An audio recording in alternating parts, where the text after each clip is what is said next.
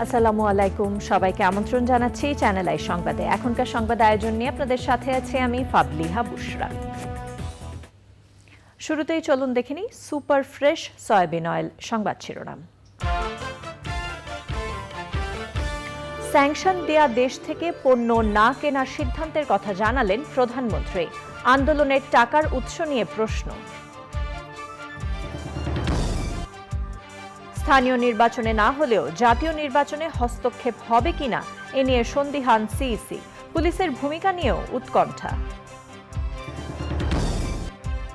চিত্রনায়ক বীর মুক্তিযোদ্ধা আকবর হোসেন পাঠান ফারুকের মৃত্যু। বাংলা সিনেমার মিয়া ভাইয়ের বিদায়ে সাংস্কৃতিক ও রাজনৈতিক অঙ্গনে শোক। বাফুফের দুর্নীতি নিয়ে 4 মাসের মধ্যে তদন্ত রিপোর্ট দিতে দুদককে হাইকোর্টের নির্দেশ। দেশের ফুটবলকে বাঁচানোর তাগিদ। এবং রাষ্ট্রপতি নির্বাচনের পর প্রথমবারের মতো নিজ জেলা পাবনায় মোহাম্মদ শাহাবুদ্দিন। আগামীকাল নাগরিক সংবর্ধনা।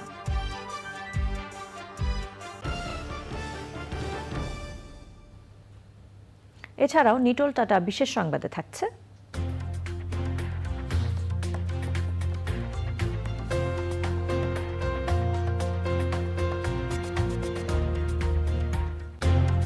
চোদ্দটি দেশের শিল্পী কলাকুশলীদের অংশগ্রহণে কানাডার উইন্ডসরে আন্তর্জাতিক মাতৃভাষা উৎসবের খবর।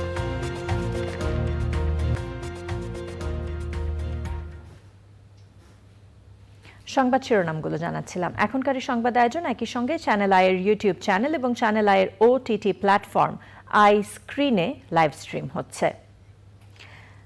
যেসব দেশ স্যাংশন দিবে তাদের কাছ থেকে কোনো ধরনের পণ্য না কেনার ঘোষণা দিয়েছেন প্রধানমন্ত্রী শেখ হাসিনা। জাপান, যুক্তরাষ্ট্র ও যুক্তরাজ্য সফর পরবর্তী সংবাদ সম্মেলনে প্রধানমন্ত্রী বলেন, আগামী জাতীয় সংসদ নির্বাচন ওয়েস্টমিনস্টার ধরনের হবে। সংসদে প্রতিনিধিত্বকারী দলের থেকে নির্বাচনকালীন সরকারে যদি কেউ থাকতে চায় রাখা হবে। বিএনপির আন্দোলনের টাকার উৎস নিয়ে প্রশ্ন তুলেন প্রধানমন্ত্রী। নীলাদ্রি শেখরের রিপোর্ট।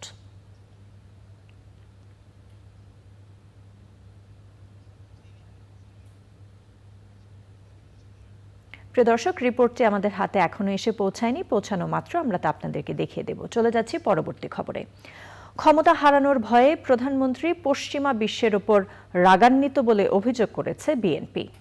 গুলশান কার্যালয়ে এক অনুষ্ঠানের পর প্রধানমন্ত্রীর বক্তব্যের প্রতিক্রিয়া জানাতে বিএনপির মহাসচিব মির্জা ফখরুল ইসলাম আলমগীর বলেছেন, প্রধানমন্ত্রীর বিদেশ সফরে কোনো অর্জন হয়নি।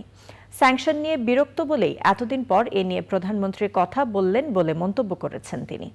প্রশ্নোত্তরে পশ্চিমাদের নিয়ে প্রধানমন্ত্রীর উদ্বেগ আছে অভিযোগ করেন তিনি।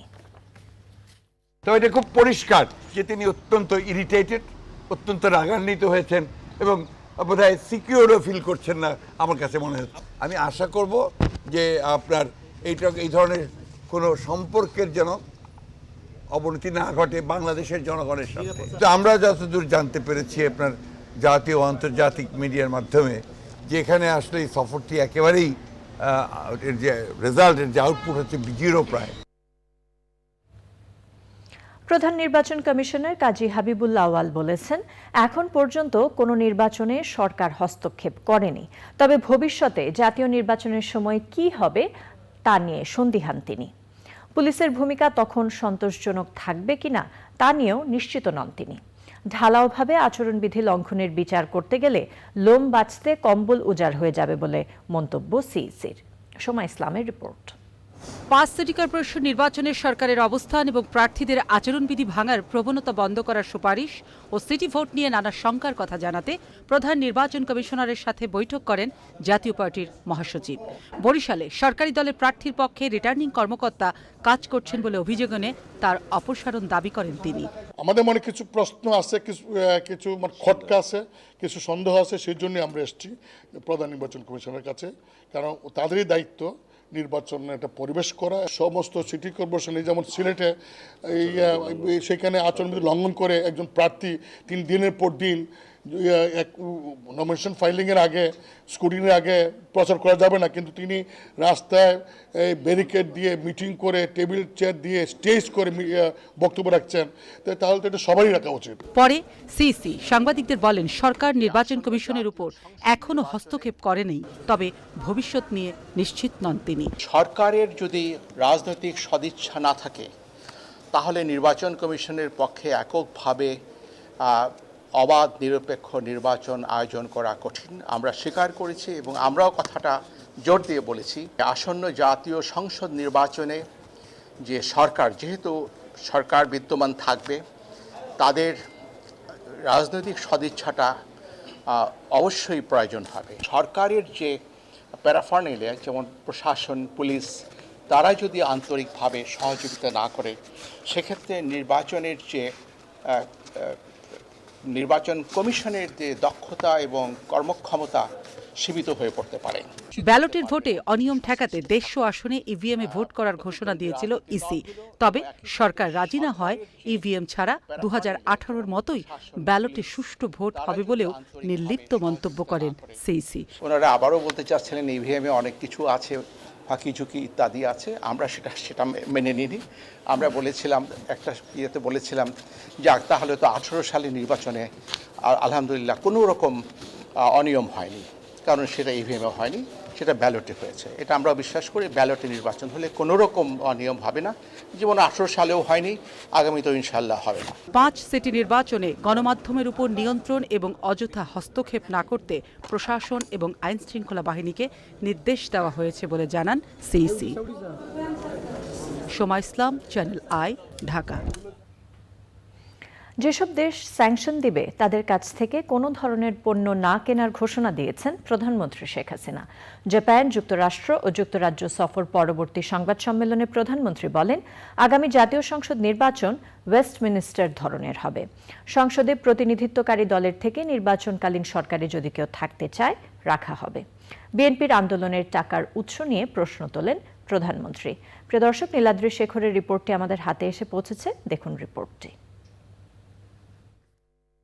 জাপানে দ্বিপাক্ষিক সফর, যুক্তরাষ্ট্রে বাংলাদেশ বিশ্বব্যাংক সম্পর্কের 50 বছর এবং যুক্তরাজ্যে রাজা তৃতীয় চার্লসের রাজ্যাভিষেক। সরকারি সফরে এই কর্মসূচিগুলোতে যেখানেই গিয়েছেন প্রধানমন্ত্রী শেখ হাসিনা, বাংলাদেশের অগ্রযাত্রা, কোভিড পরবর্তী স্থিতিশীল অর্থনীতি আর সবকিছুর মূলে শেখ হাসিনার নেতৃত্বের প্রশংসা এসেছে। এমন সফল সফর শেষে সংবাদ সম্মেলনে মুখোমুখি বঙ্গবন্ধু কন্যা। প্রশ্নোত্তরে বিশ্বব্যাংকে পদ্মা সেতুর পেইন্টিং উপহার দেয়া প্রসঙ্গে জানতে চান সাংবাদিকরা, জানতে চান স্যাংশন সম্পর্কে। আমি এই জন্য সিদ্ধান্ত নিয়েছি এবং আমি আমাদের অর্থ মন্ত্রণালয়কে বলে দিচ্ছি, আমাদের কেনাকাটা পরিকল্পনা মন্ত্রণালয়কে বলে দিচ্ছি, এখন থেকে আমরা যে বিদেশ থেকে জিনিস ক্রয় করি সেখানে আমাদের একটা ক্লজ থাকবে যে যারা আমাদের উপর স্যাংশন দেবে তাদের কাছ থেকে আমরা কোনো কিছু কেনাকাটা করব না। পরিষ্কার কথা, এটা সংকট আর ভয়ের কি আছে?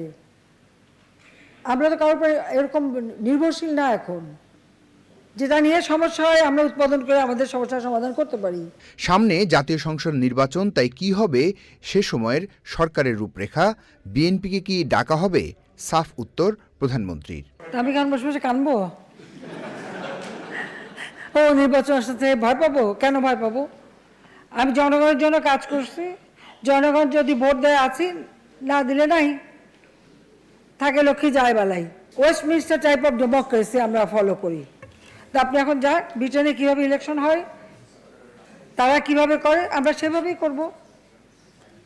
এর মধ্যে হ্যাঁ, আমরা এটুকু উদারতা দেখাতে পারি, পার্লামেন্টের সংসদ সদস্য যারা আছে তাদের মধ্যে কেউ যদি ইচ্ছা প্রকাশ করে যে নির্বাচনকারী সময় তারা সরকারে আসতে চায়, আমরা নিতে রাজি আছি। ওই উদারতা আছে, এর আগে আমরা নিয়েছি।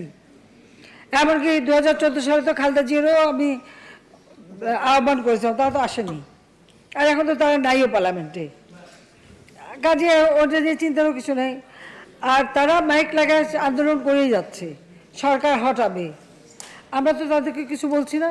করোনা মহামারী ও যুদ্ধ পরিস্থিতিতে কৃষিকে সর্বোচ্চ গুরুত্ব দিচ্ছেন সরকার প্রধান। সে প্রসঙ্গে প্রশ্ন প্রধানমন্ত্রীর কাছে। জাপান কৃষিতে এই কাটিং এজ টেকনোলজি নিয়ে অনেক দূর এগিয়ে গেছে। আপনার চুক্তিতে জাপানের কাছ থেকে আমরা আমাদের ভবিষ্যৎ কৃষি, পৃথিবীর কৃষি যেখানে যাচ্ছে টোটালটাই তো আইওটি বেজ হয়ে যাবে, আর্টিফিশিয়াল ইন্টেলিজেন্স, রোবোটিক্স। জাপান থেকে আমরা এই চুক্তির আওতায় কী ধরনের সহযোগিতা পাবো? আর কৃষিকে যান্ত্রিকীকরণ, এটাও কিন্তু তিনি সেই 72 সাল থেকেই বলে গেছেন যে কৃষিতে মানে মডার্নাইজেশন করা, যান্ত্রিকীকরণ করা এবং এটার যে কত উপকার হয় সেটা তো আমরা জানি। আর আমাদের যেমন যেটা আপনি বলেন যে হ্যাঁ, সে 300 গরু পারে একটা নাম্বার দেওয়া আছে, সেই নাম্বার ধরেই এটা কিন্তু ধীরে ধীরে আমাদের দেশে চলে আসবে। এই খামার করার থেকে আসলে শুরুটা তো করতে হতো, এরপর যখন মানুষ আস্তে আস্তে খামার করা শুরু করেছে, অনেকে করার সাথে সাথে কিন্তু তার এই যে একটা সেন্টার, সেখান থেকে সে তথ্য নেওয়া বা চিকিৎসা থেকে শুরু সব কিছু বা বেচা কেনা, অবশ্য অনলাইনে বেচা কেনা শুরু হয়ে গেছে, কোরবানির গরু তো অনলাইনে বেচা কেনা হয়, কিন্তু সাথে সাথে এগুলিও কিন্তু হবে। মূল্যস্ফীতির সঙ্গে সামঞ্জস্য রেখে সরকারি কর্মকর্তা কর্মচারীদের মহার্ঘ ভাতা দেয়া হবে বলেও জানান প্রধানমন্ত্রী শেখ হাসিনা। Niladri Shekhar, Channel I, Dhaka. বাংলাদেশের ইন্দো প্যাসিফিক রূপরেখাকে স্বাগত জানালো অস্ট্রেলিয়া। ঢাকা সফরে থাকা অস্ট্রেলিয়ার সহকারী পররাষ্ট্রমন্ত্রী টিম ওয়াটস সাংবাদিকদের বলেন, অস্ট্রেলিয়া ইন্দো প্যাসিফিক অঞ্চলে কোনো একক দেশের আধিপত্য চায় না। এ অঞ্চলকে সমৃদ্ধ করে গড়ে তুলতে বাংলাদেশ সহ সব দেশের অংশগ্রহণ নিশ্চিত করার তাগিদ দিয়েছেন তিনি। জ্বালানি সহ বাংলাদেশের উন্নয়ন অগ্রযাত্রায় পাশে থাকার আশ্বাসও দেন এই কূটনীতিক। পান্থ রহমানের রিপোর্ট। ইন্ডিয়ান ওশেন কনফারেন্সের অতিথি হিসেবে ঢাকায় অস্ট্রেলিয়ার সহকারী পররাষ্ট্রমন্ত্রী টিম ওয়াটস ফিরে যাওয়ার আগে ছোট পরিসরে সাংবাদিকদের সঙ্গে তার আলাপচারিতায় উঠে এলো দুই দেশের সম্পর্কের নানা ইস্যু। আমরা ইন্দো প্যাসিফিককে সমৃদ্ধ ও শান্তিপূর্ণ অঞ্চল হিসেবে দেখতে চাই, যা কিনা আন্তর্জাতিক আইনে পরিচালিত হবে, যেখানে কোনো একক দেশের আধিপত্য থাকবে না কিংবা কোনো দেশ অন্যের আধিপত্যের শিকার হবে না। প্রতিটি দেশের সার্বভৌমত্ব অক্ষুণ্ণ থাকবে। আর এসব কারণেই বাংলাদেশের ইন্দো প্যাসিফিক রূপরেখাকে আমরা স্বাগত জানাই। এখানে সবার অংশগ্রহণের কথা বলা আছে। নবায়নযোগ্য জ্বালানি, বাণিজ্য ও বিনিয়োগ ছাড়াও টিম ওয়াটস জানালেন বাংলাদেশের ক্রিকেট ও ফুটবলের অবকাঠামোগত উন্নয়নেও পাশে থাকবে তার দেশ। অস্ট্রেলিয়া নবায়নযোগ্য জ্বালানিতে সুপার পাওয়ার হতে চায়। সৌর, পানি, বায়ুবিদ্যুতের পাশাপাশি হাইড্রোজেন বিদ্যুতে আমাদের অগ্রগতি আমাদের সাহস যোগাচ্ছে। আমরা আশা করি বাংলাদেশের ভবিষ্যৎ জ্বালানি চাহিদা মেটাতে আমাদের হাইড্রোজেন সহযোগিতা করবে। রোহিঙ্গা জনগোষ্ঠীর জন্য মানবিক সহযোগিতা অব্যাহত রাখার প্রতিশ্রুতিও দেন Tim Watts. Panth Rahman, Channel I, Dhaka. নন্দিত চলচ্চিত্র অভিনেতা, বীর মুক্তিযোদ্ধা ও সংসদ সদস্য আকবর হোসেন পাঠান ফারুক এমপি মারা গেছেন। ইন্না লিল্লাহি ওয়া ইন্না ইলাইহি রাজিউন। সিঙ্গাপুরের মাউন্ট এলিজাবেথ হাসপাতালে চিকিৎসাধীন অবস্থায় বাংলাদেশ সময় সকাল 8টার দিকে তিনি শেষ নিঃশ্বাস ত্যাগ করেন। তার বয়স হয়েছিল 74 বছর। সিঙ্গাপুরে তার প্রথম জানাজার নামাজ হয়েছে। মঙ্গলবার সকালে তার মরদেহ দেশে আনার কথা রয়েছে। নায়ক ফারুকের মৃত্যুতে শোক জানিয়েছেন রাষ্ট্রপতি মোহাম্মদ শাহাবুদ্দিন ও প্রধানমন্ত্রী শেখ হাসিনা। সর্বস্তরের শ্রদ্ধা নিবেদনের জন্য তার মরদেহ মঙ্গলবার সকাল 11টা থেকে দুপুর 1টা পর্যন্ত সম্মিলিত সাংস্কৃতিক জোটের ব্যবস্থাপনায় কেন্দ্রীয় শহীদ মিনারে রাখা হবে। চলচ্চিত্র অঙ্গনে মিয়া ভাই খ্যাত নায়ক ফারুকের বর্ণাঢ্য জীবন নিয়ে আফরোজা হাসির রিপোর্ট।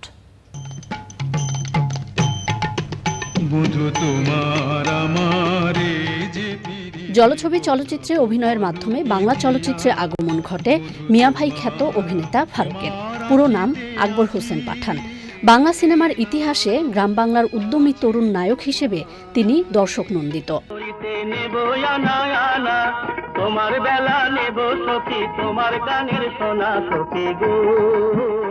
গুণী এই অভিনেতার জন্ম মানিকগঞ্জে 1948 সালের 18ই আগস্ট।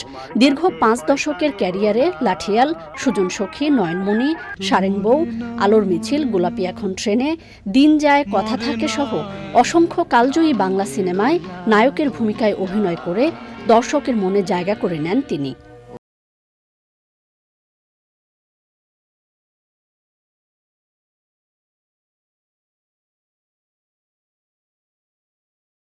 অবদানের স্বীকৃতি হিসেবে নায়ক ফারুক পেয়েছেন জাতীয় চলচ্চিত্র পুরস্কার ও আজীবন সম্মাননা। আজ স্পেশাল খাতির কোনো স্পেশাল কাজ আছে নাকি? রাজনৈতিক জীবনেও ছিলেন সমৃদ্ধ। 2018 সালে ঢাকা 17 আসনের সংসদ সদস্য নির্বাচিত হয়ে কাজ করেছেন জনমানুষের উন্নয়নে। রক্ত ও মস্তিষ্কের সংক্রমণের কারণে 8 বছর ধরেই সিঙ্গাপুরের মাউন্ট এলিজাবেথ হাসপাতালে নিয়মিত চিকিৎসা নিচ্ছিলেন অভিনেতা ফারুক। অবস্থার অবনতি ঘটায় বেশ কয়েকবার লাইফ সাপোর্টে নেওয়া হয় তাকে। সুস্থ হয়ে ফিরেও আসেন তিনি। এটার একটা কারণ ছিল তখন এই প্রোডিউসারদের। চ্যানেল আই পরিবারের সাথে গভীর সৌহার্দ্য ছিল অভিনেতা ফারুকের। বিভিন্ন অনুষ্ঠানে তার ছিল সরব উপস্থিতি। ইন্ডাস্ট্রির উপরে একটা ঝড় দেখা গেছে। গত বছর সিঙ্গাপুরে মাউন্ট এলিজাবেথ হাসপাতালে চিকিৎসাধীন অবস্থায় নিজের জন্মদিনে চ্যানেল আইয়ে পাঠানো ভিডিও বার্তায় দেশবাসীর কাছে দোয়া চান চলচ্চিত্র নায়ক ফারুক। কোনো গণমাধ্যমে এটিই তার শেষ ভিডিও বার্তা। আমি আল্লাহর রহমতে ভালো আছি, ইনশাআল্লাহ আমি খুব শীঘ্রই দেশে ফিরব। অকৃত্রিম ভালোবাসার টানে সুস্থ হয়ে দেশে ফিরতে চেয়েছিলেন গুণী এই অভিনেতা। তবে চিকিৎসকদের শত চেষ্টায়ও এবার জীবনের জয়গানে ফিরলেন না দর্শকপ্রিয় অভিনেতা ফারুক। তার সৃষ্টিশীল অভিনয় যুগ যুগ ধরে অনুপ্রেরণা যোগাবে সিনেমা প্রেমীদের, এমনটাই মনে করেন ভক্তরা। আফরোজা হাসি, চ্যানেল আই, ঢাকা। চিত্রনায়ক আকবর হোসেন পাঠান ফারুকের মৃত্যুতে শোকের ছায়া নেমেছে সাংস্কৃতিক অঙ্গনে। কিংবদন্তি অভিনেতার স্মরণে শোক বই রাখা হয়েছে চ্যানেল আই কার্যালয়ে। তাতে গুণী এই শিল্পীর প্রতি শ্রদ্ধা জানাচ্ছেন বিশিষ্ট ব্যক্তিরা। নায়ক ফারুককে স্মরণ করে নিজেদের স্মৃতি ও অনুভূতি প্রকাশ করেছেন তার সহকর্মী ভক্তরা। সমৃদ্ধ অভিনয় জীবন আকবর হোসেন পাঠান ফারুককে বাঁচিয়ে রাখবে বলে আশা করছেন চলচ্চিত্র ব্যক্তিত্বরা। প্রজন্মের যারা নায়ক তাদের শিক্ষা নেওয়া উচিত, চলচ্চিত্রের জন্যে যেন সবটুকু নিবেদিত থাকে, শুধু অভিনয় কর্মটুকু নয়, অভিনয়ের বাইরে চলচ্চিত্রের সবটুকু যেন নিবেদন থাকে। ফারুক সাহেবের শূন্যতা, যে চলচ্চিত্রে যে তার যে অবদান ছিল, চলচ্চিত্রে যে তার পদচারণ ছিল বা চলচ্চিত্রে তার যে ভঙ্গি ক্রিয়া ছিল, এই শূন্যতা আর কখনোই পূরণ হবে না। বাজেটকে অনাথ আর আন্তর্জাতিক মুদ্রা তহবিল IMF-কে ওই বাজেটের পালক পিতা বলে মন্তব্য করেছেন বিশিষ্ট অর্থনীতিবিদ ডক্টর দেবপ্রিয় ভট্টাচার্য। বাজেটে IMF-এর নির্দেশনা বাস্তবায়ন করতে গিয়ে অর্থনীতিতে বৈষম্য আরও বাড়বে বলেও আশঙ্কা তার। তবে পরিকল্পনামন্ত্রী বলছেন, বাজেট প্রণয়নে IMF কোনো ফ্যাক্টর নয়, নিজেদের প্রয়োজন অনুযায়ী সরকার বাজেট তৈরি করছে। মাসরুর শাকিলের রিপোর্ট। IMF-এর সময়কালে অসুবিধাগ্রস্ত মানুষের কথা বাজেটে কিভাবে প্রতিফলিত হতে পারে এই নিয়ে বেসরকারি গবেষণা সংস্থা CPD ও SDG বাস্তবায়নে নাগরিক প্ল্যাটফর্মের সংলাপ। মূল প্রবন্ধে প্ল্যাটফর্মের আহ্বায়ক দেবপ্রিয় ভট্টাচার্য বলেন, গ্রাম থেকে শহরে বৈষম্য বাড়ছে। IMF-এর শর্ত বাস্তবায়ন করতে গিয়ে সরকার খরচ কমাচ্ছে, যার প্রত্যক্ষ শিকার সমাজের সুবিধাবঞ্চিত মানুষ। বাজেট নিয়ে যখন আলোচনা হয়, তো আমি বলেছিলাম বাজেট তো এখন অনাথ হয়ে গেছে আর IMF তার পালক পিতা হয়েছে। তো সেই হিসেবে IMF-এর কর্মসূচিটাই এখন অনেক বেশি গুরুত্বপূর্ণ হয়ে দাঁড়ায়। IMF-এর প্রোগ্রাম বাস্তবায়ন করতে গিয়ে সরকার যে পদক্ষেপগুলো নিবে, সেই পদক্ষেপগুলো বাস্তবায়নের আগে সংশ্লিষ্ট মানুষগুলোর সাথে অবশ্যই আলোচনা করতে হবে। আলোচকরা বলেন, সরকারের অনেক সুফলই যাদের জন্য বরাদ্দ তারা পায় না, তাই বরাদ্দ বাস্তবায়নের ফলাফল মূল্যায়ন করা উচিত। প্রকল্প হচ্ছে, প্রকল্প বরাদ্দ হচ্ছে হয়তো, কিন্তু আলটিমেটলি আপনি ইম্প্যাক্টের কথা যদি চিন্তা করেন, তাহলে আপনাকে একদম শেষ পয়েন্টটা পর্যন্ত যার জন্য প্রকল্পটা হচ্ছে বা বরাদ্দ হচ্ছে, সে ওইটার সুফলটা পাচ্ছে কিনা বা কেন পাচ্ছে না, সেই জায়গাতে যদি আমরা না যাই, তাহলে আলটিমেটলি এই প্রকল্প বরাদ্দের কোনো সুফল আলটিমেটলি জনগোষ্ঠী পাবে না। এই লুটপাট তন্ত্রে যেটা হয় সেটা হচ্ছে অনেকগুলো সিন্ডিকেট গড়ে ওঠে এবং এই সিন্ডিকেটগুলো বাজার নিয়ন্ত্রণ করে। সেই কারণেই বাংলাদেশের চেয়ে অনেক বেশি অর্থনৈতিক সংকটে থাকা পাকিস্তান বা শ্রীলঙ্কার চাইতেও নিত্য প্রয়োজনীয় জিনিসের মূল্য বাংলাদেশে অনেক বেশি। তবে পরিকল্পনা মন্ত্রীর দাবি, IMF কোনো শর্ত দেয়নি, কিছু নির্দেশনা দিয়েছে। সরকারের জবাবদিহিতা জনগণের কাছে বলে মন্তব্য করেন তিনি। IMF কি এখানে কি ব্যাপার আছে? IMF is not a major factor here. আমরা IMF এর ডিপেন্ডেন্ট নই। এই বাজেট আমাদের নিজস্ব প্রয়োজনে নিজেরাই তৈরি করেছি। IMF একটা সাইড অ্যাক্টর, হাত পেতেছি হয়তো এই মুহূর্তে, এটা IMF এর দায়িত্ব এটা করার। IMF সৃষ্টি করা হয়েছিল শুধু আমাদের জন্য না, তার সদস্য রাষ্ট্র যেখানে যে আছে প্রয়োজন হলে শুধু টাকা নয়, নানা ধরনের পণ্ডিতি উপদেশও তারা দিয়ে থাকে। বলে মিশন, এই মিশন শব্দের মধ্যে আমি আর আপত্তি জানিয়েছি। আমরা কি এখানে কি মরে যাচ্ছি নাকি তোমরা মিশন এসছো এখানে? আমাদের বাজেটের 2 ভাগে এখন দাতাদের টাকা নয়, আমরা ঋণ করে টাকা আনি এবং সুদে আসলে পরিশোধ করি। অনুষ্ঠানে বিভিন্ন শ্রেণী পেশার প্রতিনিধিরা বলেন, সাধারণ মানুষের উপর কর না বাড়িয়ে সরকারের উচিত যারা বিদেশে টাকা পাচার করছে তাদের আইনের আওতায় আনা। Masrur Shakil, Channel I, Dhaka. FIFA ও সরকারের কাছ থেকে বাংলাদেশ ফুটবল ফেডারেশন বা ফুফে কত টাকা নিয়েছে এবং এই খাতে দুর্নীতি হয়েছে কিনা তা অনুসন্ধান করে 4 মাসের মধ্যে রিপোর্ট দিতে দুদককে নির্দেশ দিয়েছেন হাইকোর্ট। একই সাথে বফুফের দুর্নীতির বিষয়ে দুদকের নিষ্ক্রিয়তাকে কেন অবৈধ ঘোষণা করা হবে না জানতে চেয়ে রুল জারি করেছেন আদালত। মাজহারুল হক মান্নার রিপোর্ট। বাংলাদেশ ফুটবল ফেডারেশনের দুর্নীতি নিয়ে চলছে নানা আলোচনা সমালোচনা। দুর্নীতির এক অভিযোগে বাফুফের সাধারণ সম্পাদক আবু নাইম সোহাগকে নিষিদ্ধ করে ফুটবলের নিয়ন্ত্রক সংস্থা ফিফা। এই সময় বাফুফের সভাপতি কাজী সালাউদ্দিন, সিনিয়র সহসভাপতি আব্দুস সালাম মুর্শিদি ও সাবেক সাধারণ সম্পাদক আবু নাইম সোহাগ সহ ফুটবল ফেডারেশনের দুর্নীতির অনুসন্ধান চেয়ে রিট করেন সুপ্রিম কোর্টের আইনজীবী ব্যারিস্টার সৈয়দ সায়েদুল হক সুমন।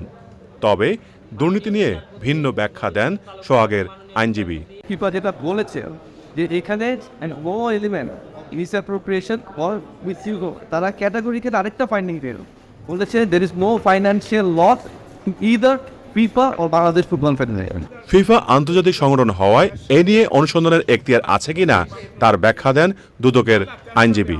ফিফার ব্যাপারে ফিফার যে ব্যাপারটা প্রশ্ন হয়েছে বা যে কারণে তাকে এক্সপ্যান্ড করেছে সেই ব্যাপারটা দুর্নীতি দমন কমিশন একদম অনুসন্ধান করতে পারবে কিনা এই ব্যাপারে আমরা মনে করি সেটা ফিফার টাকা প্রস্তুত হলে সেটা দুর্নীতি দমন কমিশনের এখতিয়ার বহির্ভূত। শুনানি শেষে বিচারপতি নজরুল ইসলাম তালুকদার ও বিচারপতি খিজির হায়াতের বেঞ্চ আদেশ দেন, বাংলাদেশ ফুটবল ফেডারেশনের দুর্নীতির বিষয়ে যে দুদকের যে নিষ্ক্রিয়তা, এটা কেন বেআইনি ঘোষণা করা হবে না।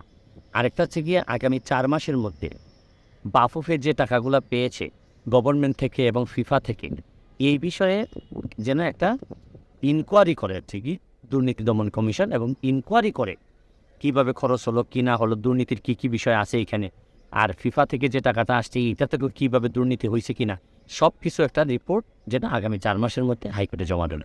রিট আবেদনকারী ব্যারিস্টার সুমন বলেন, বাংলাদেশ ফুটবলকে বাঁচাতে হলে বাফুফেকে বিচারের মুখোমুখি করতে হবে। মাজহারুল হক মান্না, চ্যানেল আই, ঢাকা।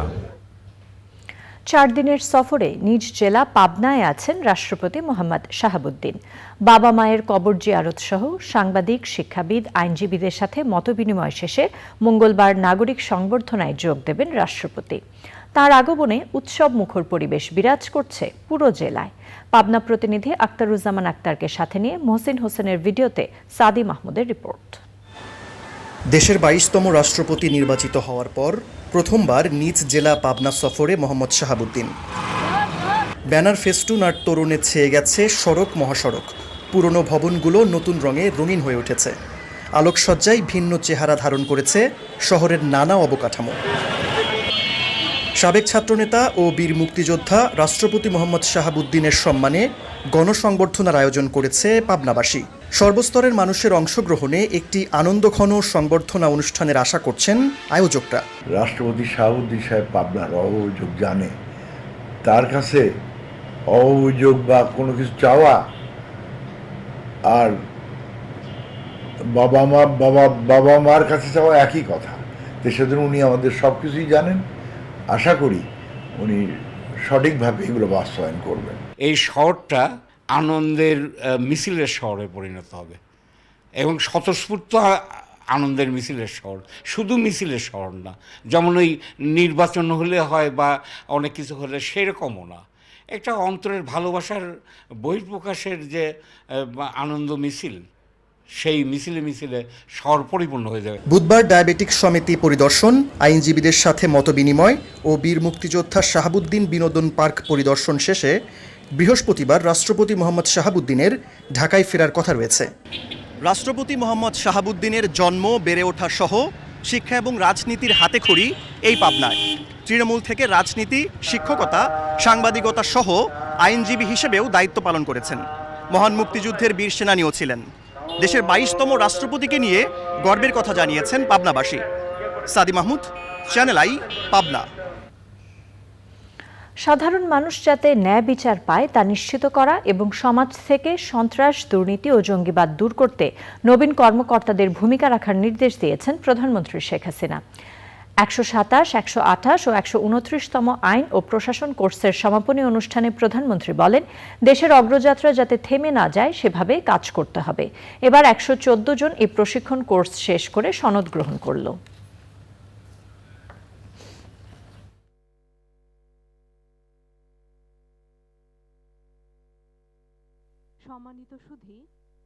এখনকার প্রজন্মের ছেলেমেয়েরা তো অনেক বেশি স্মার্ট, শেখার সুযোগ, জানার সুযোগ পৃথিবীতে হাতের মুঠোয় আসছে।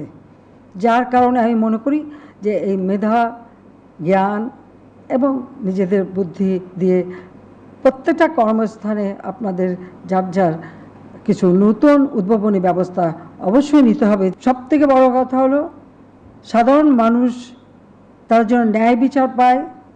তাছাড়া মাদক, জঙ্গিবাদ, সন্ত্রাস, এই দুর্নীতি এর হাত থেকে যেন মানুষ মুক্তি পায়, কারণ এগুলি সমাজটাকে নষ্ট করে, একটা পরিবারকে ধ্বংস করে।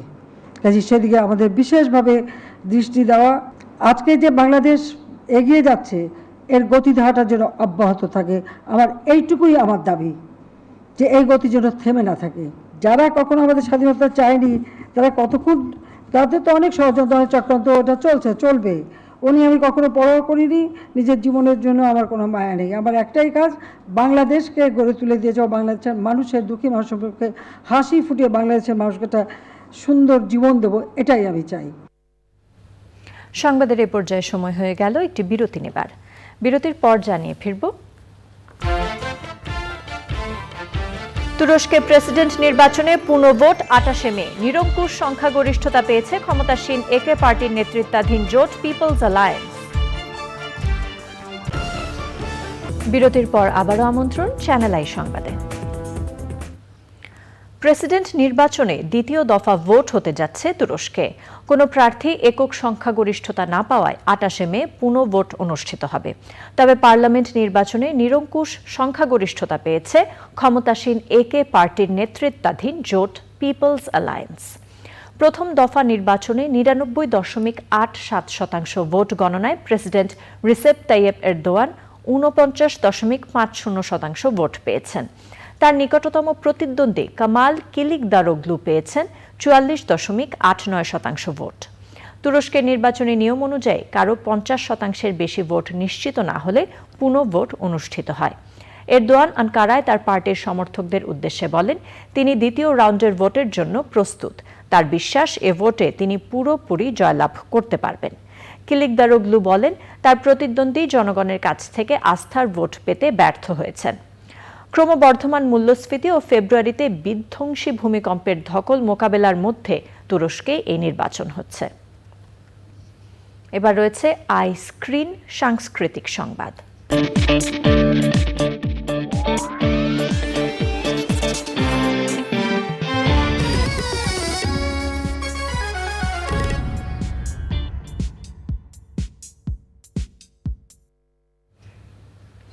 বিশ্ববরেণ্য চলচ্চিত্রকার মৃণাল সেনের জন্মশতবার্ষিকী উপলক্ষে চলচ্চিত্রম ফিল্ম সোসাইটি ও বাংলাদেশ শিল্পকলা একাডেমির যৌথভাবে আয়োজনে মৃণাল সেনের চলচ্চিত্র প্রদর্শিত হচ্ছে। শিল্পকলা একাডেমির চিত্রশালা মিলনায়তনে মৃণাল সেন রেট্রোস্পেকটিভ শিরোনামে 5 দিনব্যাপী এই আয়োজনে চলচ্চিত্রকারের জীবনের গল্প নিয়ে তৈরি হওয়া প্রামাণ্যচিত্র সহ 12টি ছবি প্রদর্শিত হবে। বিকেলে কিংবদন্তি মৃণাল সেনের ইন্টারভিউ, কোরাস ও ক্যালকাটা 71 প্রদর্শিত হয়েছে। এছাড়া খারিজ, একদিন আচানক ও জয়ন্ত ভট্টাচার্য নির্মিত প্রামাণ্যচিত্র অলওয়েজ বিইং বর্ন, অভ্যন্তরীণ, আমার ভুবন ও রাজদীপ পাল নির্মিত প্রামাণ্যচিত্র Mrinal Sen an era in cinema প্রদর্শিত হবে। এবার নিটোল টাটা বিশেষ সংবাদ।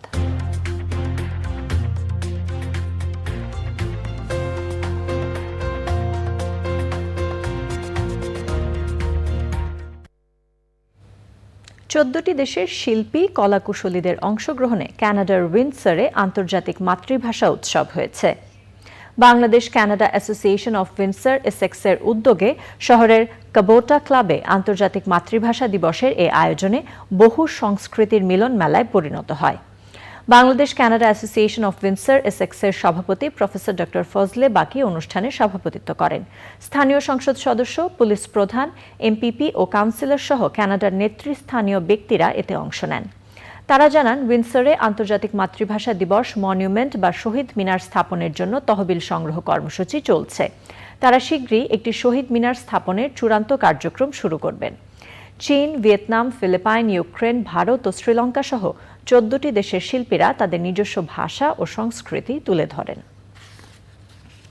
এবার জানাবো কৃষি সংবাদ।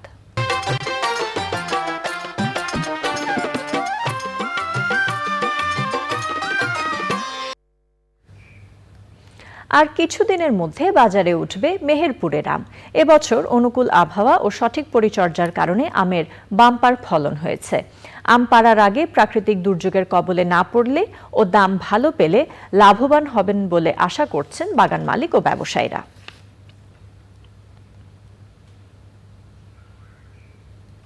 এখন দেখবেন প্রকৃতি সংবাদ।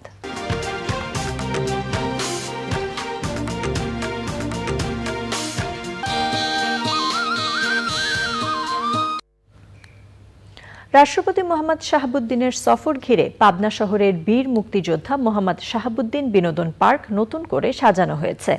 বিনোদন প্রেমীদের পদচারণায় পার্ক এখন মুখরিত। পরিবেশ সংরক্ষণেও ভূমিকা রাখছে প্রাকৃতিক সৌন্দর্যে ভরপুর এই পার্ক।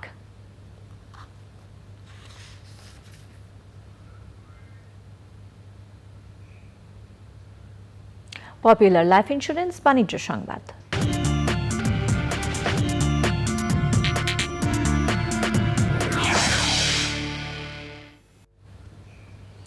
ঈদুল আজহা উপলক্ষে দেশব্যাপী শুরু হওয়া ওয়ালটনের ডিজিটাল ক্যাম্পেইন সিজন 18। এই ক্যাম্পেইনের আওতায় দেশের যে কোনো ওয়ালটন প্লাজা, পরিবেশক শোরুম ও অনলাইন সেলস প্ল্যাটফর্ম ই প্লাজা থেকে ফ্রিজ, টিভি, এয়ার কন্ডিশনার এবং ওয়াশিং মেশিন কিনে ক্রেতারা পেতে পারেন গাড়িসহ লাখ লাখ উপহার। রবিবার সন্ধ্যায় ওয়ালটন কর্পোরেট অফিসে ডিজিটাল ক্যাম্পেইন সিজন 18 এর উদ্বোধন ঘোষণা করা হয়। উপস্থিত ছিলেন ওয়ালটন হাইটেক ইন্ডাস্ট্রিজ পিএলসির এএমডি এসএম শোয়েব হোসেন নোবেল, ওয়ালটন প্লাজার সিইও মোহাম্মদ রায়হান, ওয়ালটন হাইটেকের ডিএমডি ইভা রিজওয়ানা নীলু, নজরুল ইসলাম সরকার, এমদাদুল হক সরকার ও মোহাম্মদ হুমায়ুন কবির সহ অনেকে। 15 মে থেকে 15 জুলাই পর্যন্ত ওয়ালটনের পণ্য কিনলে থাকছে উপহার জেতার এ সুবিধা। আবারও সময় হয়ে গেল একটি বিরতি নেবার। বিরতির পর খেলার খবরে জানিয়ে বিরতির পর সাথে থাকার জন্য ধন্যবাদ সবাইকে। ফিরে এলাম খেলার খবর নিয়ে।